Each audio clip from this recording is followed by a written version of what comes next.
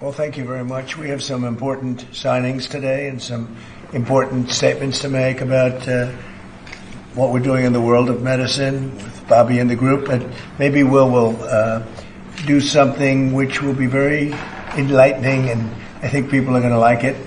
But it was a little gift that's being presented. So, Will, do you want to take over? Yes, sir. So earlier today, the House of Representatives transmitted this over for you.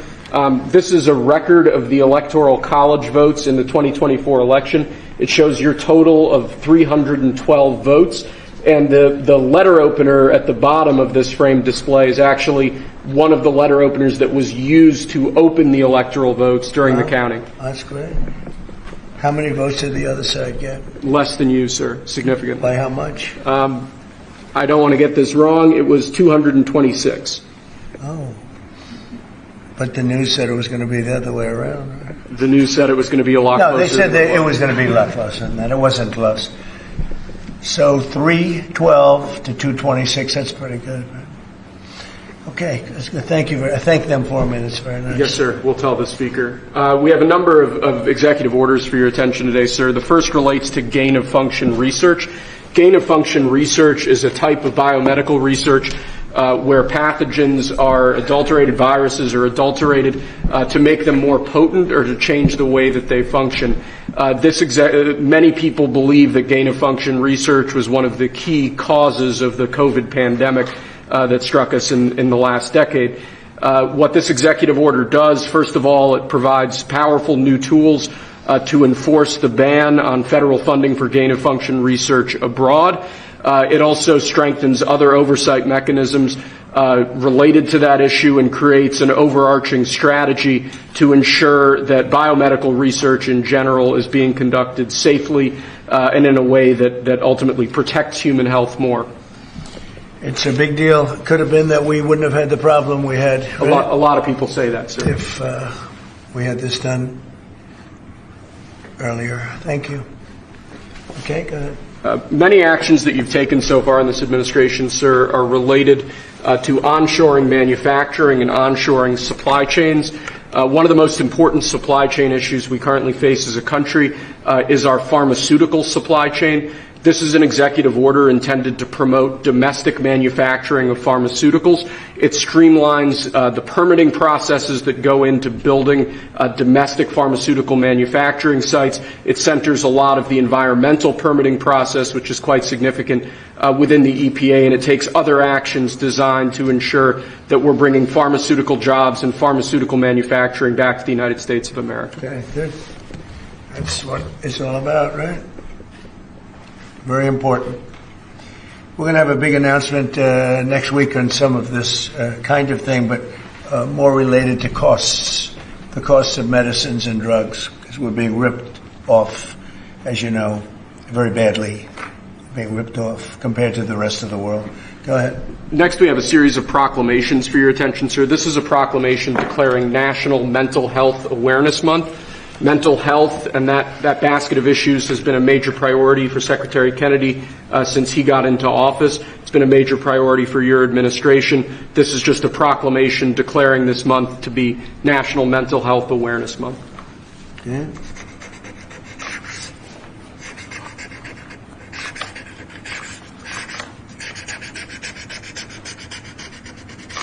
See, no auto pen. Isn't it nice? Isn't it nice to have a president that doesn't need an auto pen, so that somebody that you have no idea who the person is, who's actually the president of our country, they ought to look into that auto pen stuff. That's not right, what took place for 4 years. Very important. Go ahead. Thank you, sir. Next, this is another proclamation declaring this week to be National Small Business Week. As you've said many times before, small business is actually big business. Small businesses are key drivers of the American economy. Your administration has taken quite dramatic steps to improve small business, to help small businesses. This is just a proclamation that recognizes those efforts and announces the National Small Business Week. Good. And before I go any further, I'd like to just, as you see behind me, Robert F. Kennedy Jr. is doing a fantastic job. Director Jay Bhattacharya, National Institute of Health, and a very special person. I interviewed him personally. I liked him immediately. I interviewed a lot of people, but I liked him. Dr. Martin McCary, likewise, FDA commissioner, who's really in there plugging hard, right? But we have some big things coming up, and everybody knows. So I just wanted to thank all of you. Vince Haley's around here someplace. Where's Vince? Vince is great. Come on up here, Vince. He should be up here. He's been with me for a long time. He's an expert on policy and speech writing, too, along with Ross, right? Yes, sir. So great. It's great to have you all. Bobby, do you have anything to say? We signed some very important documents having to do with health. Do you have anything to say? Mr. President, a gain of function, this is an historic day, the end of gain of function research funding by the federal government and also controls by private corporations on gain of function studies. This was the kind of study that was engaged in by the United States military and intelligence agencies beginning in 1947. By 1969, the CIA said that they had reached nuclear equivalency, that they could kill the entire U.S. population for 29 cents a person. That year, President Nixon went to Fort Detrick and announced a unilateral end to this kind of research, what they called dual-use research that was for vaccination and also for military purposes. He then persuaded over 180 countries to sign the Bioweapons Charter in 1973. That basically ended gain-of-function research around the globe until 2002.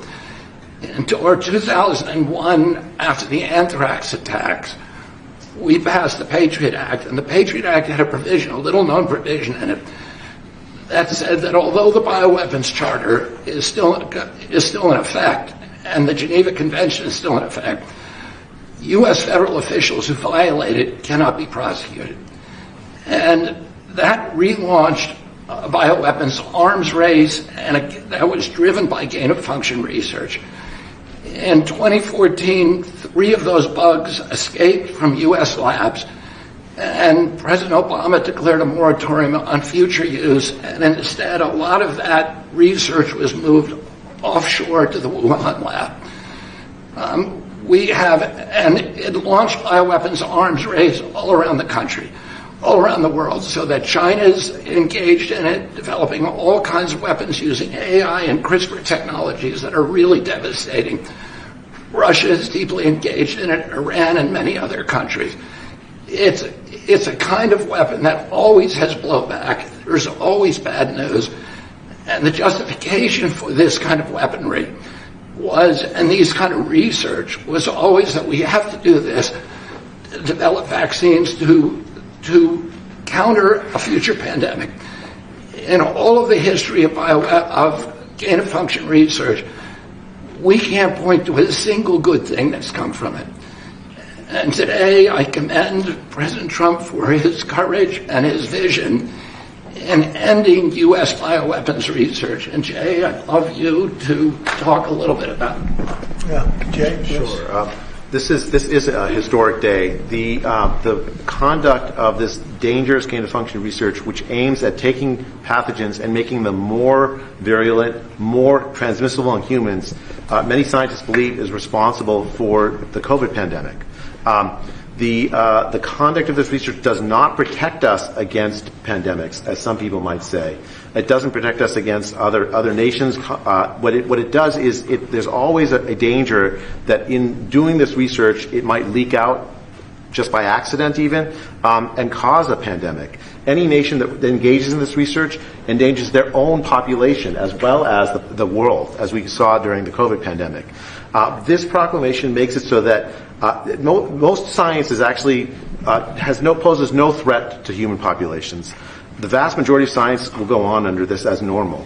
But the fraction of this research that has the risk of causing a pandemic, harming every single person on the face of the earth, we're going to put it, this proclamation, this executive order puts in place a framework to make sure that the public has a say, that if such a risk is being taken, that only scientists alone won't be able to decide that. That in fact the public can say no, don't take this risk. And I'm really, really proud to be here with President Trump, who's signed this order, ending this research, for the first time putting in place a real regulatory framework to make it go away forever. So it can leak out like from Wuhan, and a lot of people think that. I think I said that right from day one. It leaked out whether it was to the girlfriend or somebody else, but scientists walked outside to have lunch with the girlfriend or was together with a lot of people, but that's how it leaked out, in my opinion, and I've never changed that opinion. So it can leak out innocently, stupidly, incompetently, but innocently, and half destroy the world, right? That's right. That's right, Mr. President. Mr. President, there are, I think, 3 leaks from BSL-3 and BSL-4 labs, our highest-rated laboratories, almost every week. There's no laboratory that does this right. There's no laboratory that's immune from leaks, and this is going to prevent those kind of inadvertent leaks from happening in the future and endangering humanity. The COVID outbreak cost 20 million lives and cost the world at least $25 trillion. And this executive order is precaution against us being involved in that kind of research in the future. That's great. Very honored to do this. Marty, what do you have to say? It's unbelievable to think the entire nightmare of COVID was likely preventable. And you had good instincts early on, Mr. President, in suggesting it came from the Wuhan lab. That is now the leading theory among scientists. It was 5 miles from the hospital where it first broke out. So it's crazy to think that this entire nightmare was probably the result of some scientists messing with Mother Nature in a laboratory with technology exported from the United States, that is, inserting a furin cleavage site. So I hope this does some good in the world, Mr. President. Thank you for doing it. Anybody have any questions on that? Yes, please. On your proclamation designating this Mental Health Awareness Month, can you speak to concerns people are having regarding your administration cutting $1 billion in mental health programs from schools? Well, we're looking very closely at waste, fraud, and abuse, of which there's tremendous amount. People on that shouldn't be on, illegal immigrants on, people that came into the country illegally. We have many of them, and we're looking for that. But for the population that's supposed to be there, it's perfecto. And they want us to do that. They don't want to have the waste, the fraud, and the fraud is big, by the way, or the abuse. Question? Yeah, please. Thank you, Mr. President. I actually have a question for Secretary Kennedy, if you don't mind. Go ahead. You mentioned the anthrax attacks of 2001. At Zero Hedge, we're working on a piece revisiting that, and I've heard you speak at length about how that was likely a conspiracy from the inside of the Bush administration. So with your new current position, would you consider re-looking into that, given the questions that I've heard you raise in the past? Well, we're not at this moment going back. I mean, the FBI has already done an extensive investigation. They said that the anthrax was Ames anthrax. That came from a U.S. lab. Their accusation was that it was released by a scientist called Bruce Ivins, who subsequently committed suicide. There are many people who believe that Bruce Ivins was falsely accused and that it was somebody else in the lab. It's not something that we're currently investigating, but it's something that the FBI, the fact that it came from a U.S. lab is something the FBI determined. Yeah, please. There have been several Maha-aligned bills being proposed throughout the country, and I wanted to know what your thought was on that and the progress that Secretary Kennedy is making, first. And second, when you... no, I'm sorry. Let's answer the question. You want to go ahead? We've had a wave. I think we have Maha legislation now in 36 states. In the past 2 or 3 weeks, I've been to Arizona, to Utah, to West Virginia, to Indiana, to sign SNAP waivers to get candy and soda off of SNAP, to change the school lunch program so that we're feeding our kids food instead of food-like substances that are made in laboratories, and to do a number of other initiatives that are being passed that are being driven by local MAHA movement inspired by the president and that are being signed into law by various governors. And we're very, very grateful for that. We've invited Brooke Rollins and myself have invited the governors of all the states to apply for SNAP waivers so we make sure that the supplemental nutrition assistance program is actually paying for nutrition and not sodas. 10% is now going to soda. There's no nutrition in a soda. And at the same time, you have like 19 attorneys general suing you and the Trump administration. Like, what do you make of that? Who are they? You have attorney general. Yeah, they are Democrats. Like crooked Democrats? Like really crooked Democrats? Is that who's suing? They know what they're doing. And what do you They're think just of the progress? hurting our country. That's all. What's your These view of progress? are very dishonest people. They've lost their way. They've lost their confidence. They have no confidence. They have no idea what they're doing. They don't even know what they're suing for. So it's just one of those things. Yeah, please. Mr. President, on the pharmaceutical side, have you made any determination on kind of what those tariff rates may look like and the timing of those tariffs? I'll announce it over the next 2 weeks. Okay. Will, please. Oh, sorry. Do you have anything to say about this morning, what we just discussed? We have had this crazy system in the United States where American pharma manufacturers in the United States are put through the ringer with inspections. And the foreign sites get off easy with scheduled visits while we have surprise visits in the United States. Well, a scheduled visit is no inspection. So we are at the FDA delivering on this promise in the President's executive order and switching from announced to surprise inspections overseas. We're also not going to have our inspectors hanging out for 3 or 4 weeks. They're going to get in and out, and we're going to do more inspections with the same resources as a result. Good. Jay? I mean, I think it's very, very important that Americans have a drug supply, a pharmaceutical supply that they can count on. We saw during the COVID pandemic that the reliance on overseas production of pharmaceuticals led to shortages of essential medicines, and that's happened over and over again. Making America produce the drugs that it's long been able to produce is a huge priority, and this executive order the President just signed is going to make that possible. Vince, you're a big policy person. You've been so great for me for so long. What do you think? Well, sir, you've always said it's vitally important that we have national self-sufficiency when it comes to critical pharmaceuticals. We learned that in 2020. It was a key campaign promise. We've seen shortages in the past of critical cancer drugs, people on chemotherapy. We have to produce those here at home, and this is an important contribution to doing that. Good. Thank you. Any questions of them? Okay. Just two more, sir. We have a slate of 39 Senate-confirmed senior officials of your administration. This slate includes a significant number of new U.S. attorneys. Those will be the top prosecutors in judicial districts around the country, will prosecute crime and help advance your agenda.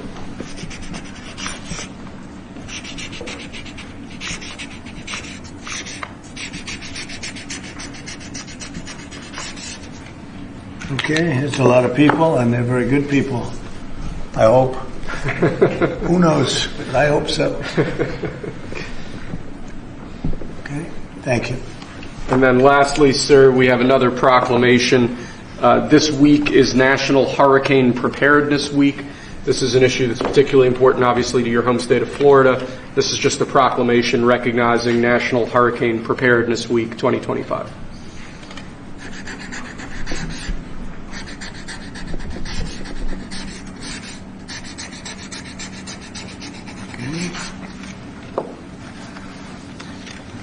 Thank you. Okay, thank you very much. I want to thank you. So we're going to be having some conferences next week. I'll also be going to Saudi Arabia and other places. We'll be going to UAE and Qatar. And some of you will be going with us. So have an interesting time. But I think we're going to have another conference next week, which will be very important, having to do with the world of the medical and I think it will be very productive. These are really very important that we signed today, and thank you very much for being here. Thank you very much. Thank you, everybody.